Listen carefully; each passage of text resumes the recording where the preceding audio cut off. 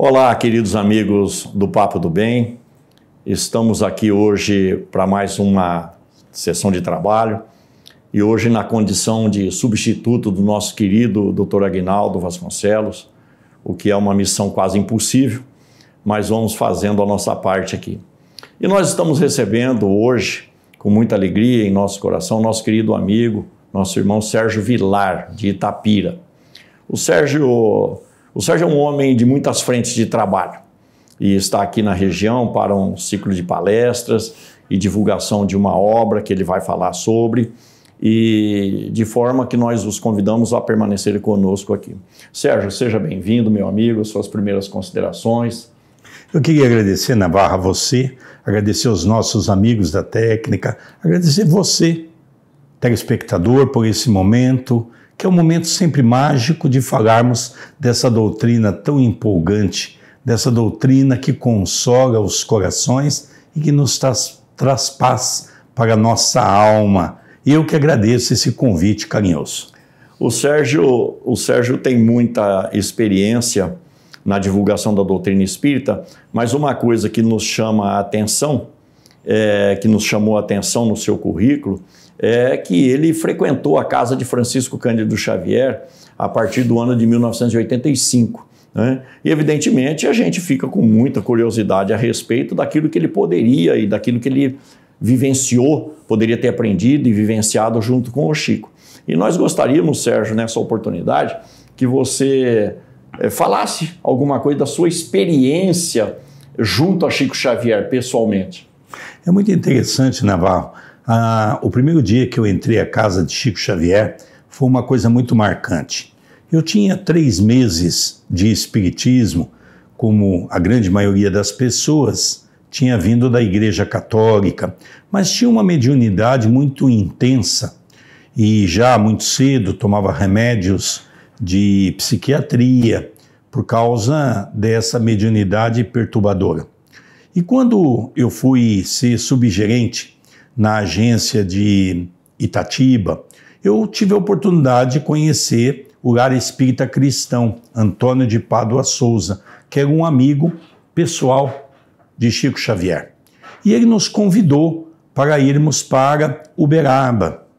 E o que me chamou a atenção é que naquela noite, já altas horas da noite, Chico convidou o nosso grupo para ir tomar um café na sua casa.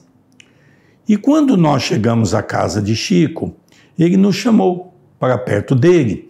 E o que nos chamou a atenção é que o Chico nos chamou pelo nome. Falou de todos os meus familiares pelo nome, perguntou como ia o banco que eu trabalhava, e o Chico começou a detalhar coisas pessoais. Até que o Chico disse assim para mim: meu filho, você precisa se preparar. Eu disse: para quê, Chico? Você tem uma mediunidade que você vai fazer palestras. Eu digo: mas como, Chico? Eu não conheço nada do espiritismo. Meu filho, você vai ter que ler 2 horas por dia. Navarro, eu pensei, Chico tá louco? Eu nunca tinha lido uma revistinha, um gibi. Não gostava de ler. E o Chico inclinou o corpo na cadeira e me disse: meu filho, eu não estou louco, não. Você tinha que ter cuidado, Navarro, até em pensar perto de Chico Xavier. E ali começou uma conversa que ficou por 40 minutos, Chico nos orientando sobre a atividade que nós iríamos ter da mediunidade falante.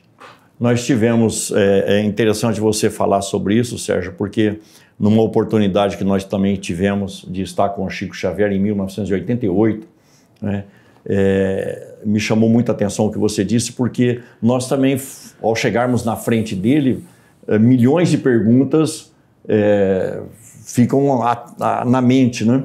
E ele foi respondendo uma a uma daquilo que a gente queria perguntar, mas não perguntava, né? E o que demonstra, claro, a grande sensibilidade mediúnica do Chico, né?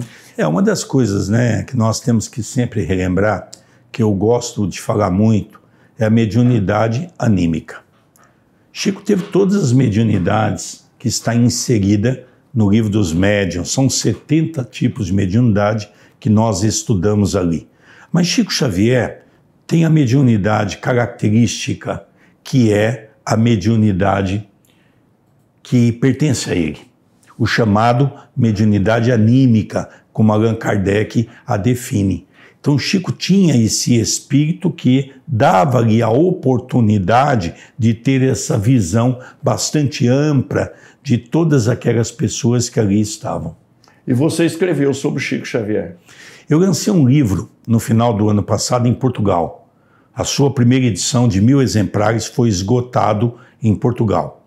Nós fizemos 50 palestras, porque ali nós trazemos alguns aspectos que nós vamos editar esse livro em abril desse ano, nas comemorações do aniversário de Chico Xavier e do primeiro ano de inauguração do Núcleo Chico Xavier, da praça pública que foi criada em Itapira, o seu primeiro ano também, porque ali nós resgatamos uma entrevista em Portugal que os próprios portugueses se perguntavam, Navarro.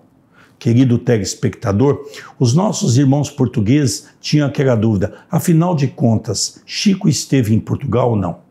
Porque nós sabemos que o Chico esteve 4 vezes no túmulo de Kardec. Chico passou uma temporada boa na Inglaterra, o Chico teve na Espanha, e por que ele não havia estado em Portugal? E ali então nós vamos buscar essa história antes do Espiritismo, quando ele ainda tinha uma movimentação muito grande em Portugal, porque depois, com o regime militar, o movimento espírita teve que ser excluído, os bens foram confiscados e até hoje não se restituiu os bens que pertenciam ao Espiritismo, mas ficou revistas.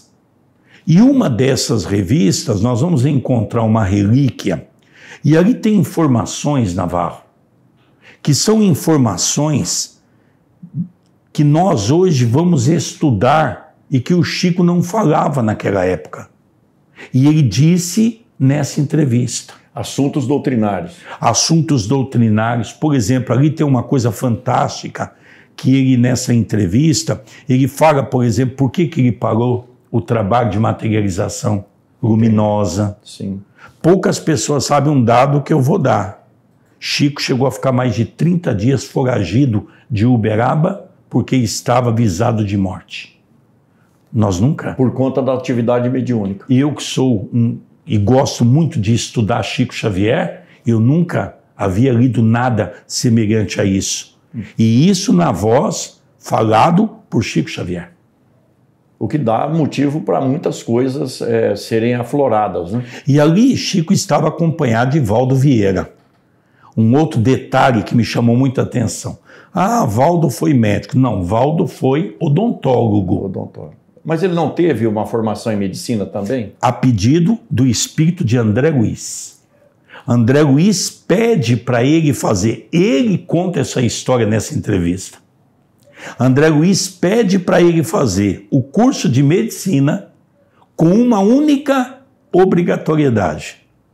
Ele não poderia ser médico em consultório nem em hospital. Interessante. Ele teria por obrigação atender na comunhão espírita. E você está pretendendo colocar essa entrevista à luz do dia para nós todos? Não, essa entrevista já está no livro que nós lançamos em Portugal e que vai ser lançado aqui no dia 2 de abril. Ele ainda não foi lançado aqui no Brasil? Não, ainda não, porque nós queremos fazer essa homenagem a Chico Xavier. Mas é uma coisa interessante. Vale a pena, porque ali tem informações privilegiadas. Por exemplo, Chico falando como que era o trabalho dele, sessão pública, e como era o trabalho dele na intimidade com os espíritos. Uma coisa que me chamou muito a atenção é que ele diz assim na entrevista: Emmanuel se apresenta a mim e diz, essa obra que nós vamos iniciar, ela vai ter 30 horas de duração. Já era avisado antecipadamente. Ele sabia de todo o cronograma que era elaborado pela espiritualidade e você vai trabalhar tal e tal dia na semana para essa obra. Então nós podemos prever que o trabalho era realmente planejado nos mínimos detalhes. O Chico tinha uma característica. Todos sabem que o Chico dormia muito pouco. Às vezes nós saíamos da casa de Chico Xavier já ao amanhecer. Quantas vezes, Navarro, nós estávamos na casa de Chico Xavier e de repente ele falava para o grupo: vocês podem continuar tomando um café, que Emmanuel me requisita para o trabalho. Chico se retirava com um calhamaço de papel, os lápis, entrava naquele quarto, escrevia umas 2, 3 horas seguidas, depois ele retornava com aquele monte de papéis escritos. Chico não tinha essa necessidade de dormir e com isso fez com que ele produzisse hoje já mais de 550 obras. Nós lemos há poucos dias justamente isso, que Chico dormia no máximo 4 horas por dia, quando dormia, mas em torno de 2 horas era o mais comum. Era o mais comum. Chico não tinha essa necessidade. Diga de passagem, quando nós estudamos o Livro dos Espíritos, Allan Kardec, numa das perguntas que ele se refere a isso, os espíritos respondem: quanto mais evoluído é o espírito, menos necessidade tem para dormir. Por isso que se fala que o descanso, embora seja necessário, também fica a cargo de cada um, né? E aí nós vamos ver, por exemplo, no livro Nosso Lar, quando André Luiz é orientado a tirar férias. E ali ele é orientado que a única pessoa que não tira férias era o governador. É o governador, porque ele já estava numa evolução muito alta. O Sérgio, e o Chico sempre foi muito procurado, inclusive dentro da sua própria casa. Dá-nos a impressão que eu sou uma pessoa com muita disciplina, né, que teria condições de coordenar tudo isso, né, para não ter interferência no trabalho dele. Navarro, vamos dizer que de 85 para cá, quando eu tive essa oportunidade desse convívio com Chico Xavier, nós percebíamos que Chico hoje ele é decantado em todos os quadrantes dos rincões do Brasil. Mas vamos relembrar que Chico Xavier, no movimento espírita, tinha muitas dificuldades de convívio.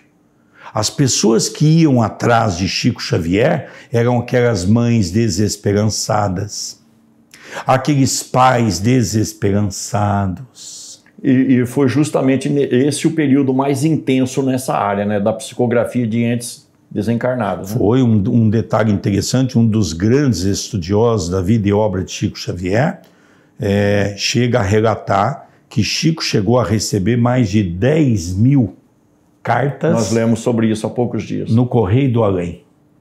O que traz um conforto, um consolo enorme, um direcionamento também, sobretudo. Né? E uma coisa interessante, Navarro, nós não podemos esquecer que as mensagens que Chico Xavier trazia para os familiares eram mensagens de uma riqueza enorme.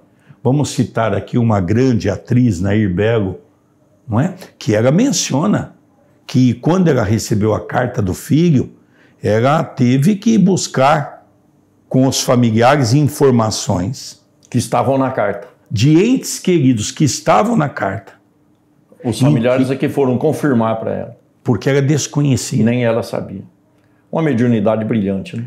Então nós vemos que Chico Xavier... É uma coisa que nós temos que entender também, Navarro, eu sempre falo isso, sem querer enaltecer. Por isso, querido telespectador, é importante nós sempre mencionarmos isso. Nós que gostamos e amamos Chico Xavier, não temos a ideia de santificar Chico Xavier. O que nós queremos é não deixar cair no esquecimento a vida e obra desse homem. Primeiro, Chico Xavier, Navarro, não pode ser comparado a nenhum outro médium. Mas isso já corre no meio espírita, né? Principalmente por grandes vultos da doutrina espírita e da divulgação espírita, que ele é a maior antena psíquica do planeta, né? Mas também temos que lembrar sempre que Chico Xavier foi convidado pelo próprio Jesus para desenvolver essa missão. Porque quando nós vamos ler obras póstumas, nós vamos encontrar ali em Kardec, quando Kardec, um pouco antes de desencarnar, Kardec estava preocupado. Porque ele sabia que ia desencarnar. E ele estava preocupado e o Espírito da Verdade, que nós sabemos que é o próprio Jesus, se apresenta a ele. E ele, numa conversa com ele, pergunta: o que há de ser com a doutrina espírita? O Espírito de Verdade diz: isso não deva ser uma preocupação sua, é uma preocupação nossa de espalhar isso pelos quadrantes do planeta. E aí ele pergunta, e com referência a mim? Ele diz: no final desse século, ou no começo do século que vem, você retornará. E qual é a pessoa que retornou e que nós podemos afirmar categoricamente que foi o continuador da obra de Allan Kardec? É toda a obra do Chico, fundamentada em mais de 500 livros, como você mesmo falou, traz todos os assuntos e um desdobramento, vamos dizer, incomensurável, né? Sim. Porque abre-se um horizonte em todas as vertentes daquilo que diz respeito ao ser humano. E ninguém teria capacidade nesse mundo, se não fosse secundado por espíritos de escola, para escrever mais de 500 livros. Uma coisa interessante, para quem veio com o compromisso de escrever 30, não é? Os primeiros 30, né? Não é? Depois mais 30, vamos chegar aos 100. Não é? Mas, Navarro, vamos colocar um outro ponto, que eu julgo ser um ponto muito importante com referência à questão Chico Xavier.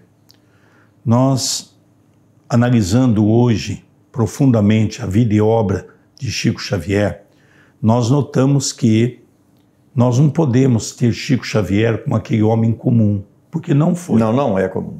Nós, no movimento espírita, tem muita gente que diz para mim assim, mas o Chico fez isso. Eu digo, mas há uma diferença entre nós e o Chico. Sim. E isso nós precisamos sempre nos lembrar. Uma vez, Navarro, foi uma coisa interessante, eu, numa palestra pública, estava falando de Chico Xavier, e eu me empolgo, né? Falar de Chico Xavier é uma coisa que, para mim, é excitante. E, no final, um companheiro veio e disse assim, Sérgio, você percebeu que você hoje falou mais de Chico Xavier do que de Jesus? E o nosso doutor Adroaldo Modesto Gil, o benfeitor espiritual que dirige todas as nossas atividades, diz, meu filho, diz para ele que nós falamos mais de Chico do que de Jesus, porque nós ainda não temos condições de compreender Jesus. E Chico é a ponte que vai nos levar a Jesus. O comportamento disse isso, né? O comportamento do Chico, tanto que ele se desdobrou para atender os necessitados, os em dificuldade, mostra claramente o comportamento cristão que deveria ser um exemplo para todos nós, né? Porque a gente, me permita, a gente vê 500 livros, o que é um negócio absurdo, né?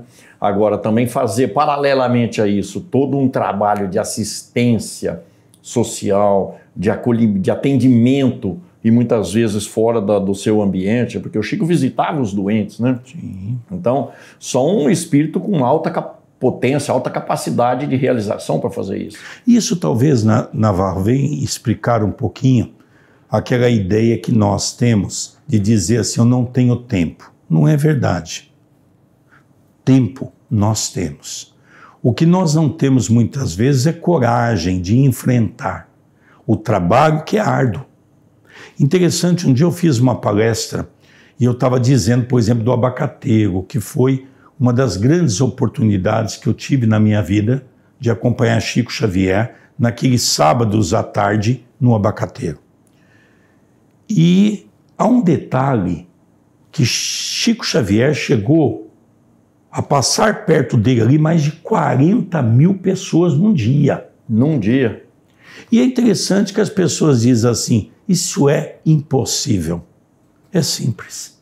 Hoje nós temos a internet, vai numa reportagem da Globo, num desses dias que tinha mais de 40 mil pessoas, que impressionou todo mundo.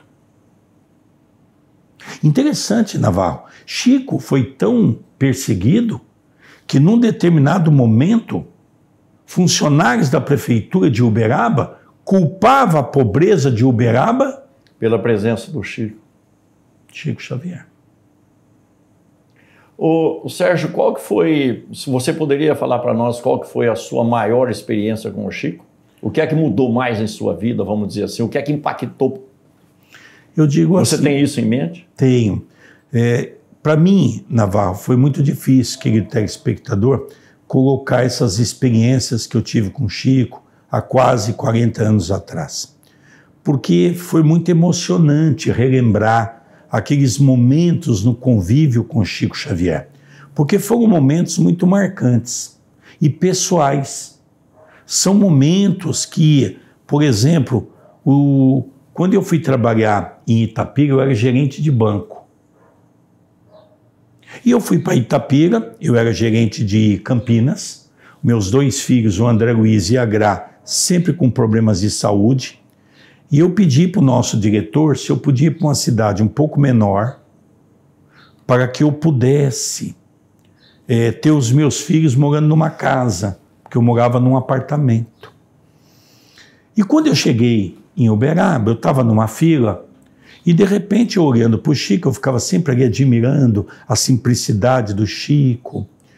E ele fala baixinho para o tio Pedro que estava do lado dele alguma coisa. O tio Pedro levantou e veio em minha direção. E diz, ô Sérgio, o nosso Chico está te chamando lá, o tio Chico. Botou uma cadeira perto dele e ele falou assim, ó meu filho, a cidade que você está indo, eu sou filho, eu tenho título de cidadão itapirense. E fui receber meu filho, eu não tinha contado nada. E aí o Chico, por 40 minutos, Navarro, contou todas as dificuldades que eu ia enfrentar em Itapira. Te preparou para o futuro? As perseguições, as dificuldades. E no final, o que mais me marcou foi que tinha um vaso repleto de flores, de rosa, que era uma característica do Chico. Ele pegou uma vermelha linda, com as pétalas aveludadas. Ele beijou e diz assim, meu filho, a sua estada em Itapira é como essa rosa. Olha que linda, as pétalas, a cor, o perfume. Mas veja, meu filho, ela tem os espinhos e hão de te ferir. Nunca se esqueça disso. Então, os grandes espíritos nos apoiam, nos amparam, nos orientam, mas também nos alertam, né? Por 2 vezes eu pensei que o Chico estava ficando louco, essa foi a segunda. A primeira eu já contei. E eu imaginei assim, eu fui para Itapira para ficar 2 anos. O banco havia investido muito em mim. Eu com 23 anos de idade, eu já era gerente das 100 maiores praças do banco. E eu fiz muitos cursos que o banco patrocinou para ser gerente de grandes agências. E aí o Chico diz assim, meu filho, eu não te vejo longe de Itapira. Novamente eu pensei, o Chico está louco. O Chico inclinou o corpo numa cadeira e ele tinha mania de dobrar o dedinho e fazer assim, não estou louco não, meu filho. Mais uma vez ele leu o seu pensamento. Eu não vejo você fora de Itapira. E já vão para muitos anos que nós estamos lá desde 1994. As raízes já estão penetrando, porque você tem muita coisa em andamento, Itapira, em que você está envolvido, né? Você está dirigindo agora o Perdão, Amor e Caridade. Perdão, Amor e Caridade nós dirigimos, eu já dirijo há 20 anos. Sim. Depois criamos a Casa do Pão sob orientação de Chico Xavier. Depois eu acabei me afastando. O Chico me chamou a atenção por algumas coisas, quando eu estive com ele. E aí, quando nós, então, criamos o Núcleo Chico Xavier, já sob uma orientação mais rígida de Chico Xavier. Mais objetivo? Mais objetivo. Porque foi uma coisa interessante. O Chico falou sobre isso para mim.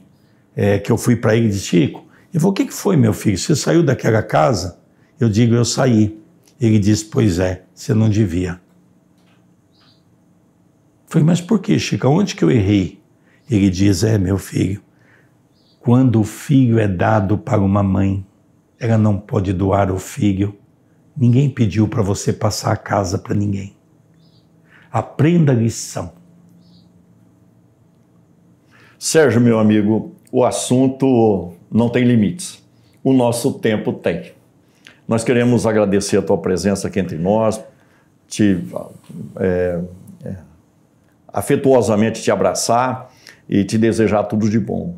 Sobretudo, queremos te agradecer por repartir conosco a sua experiência, né? Queremos agradecer a companhia dos queridos telespectadores, convidando-os para os nossos próximos programas. Muito obrigado, Sérgio, muito obrigado, queridos amigos, e até mais.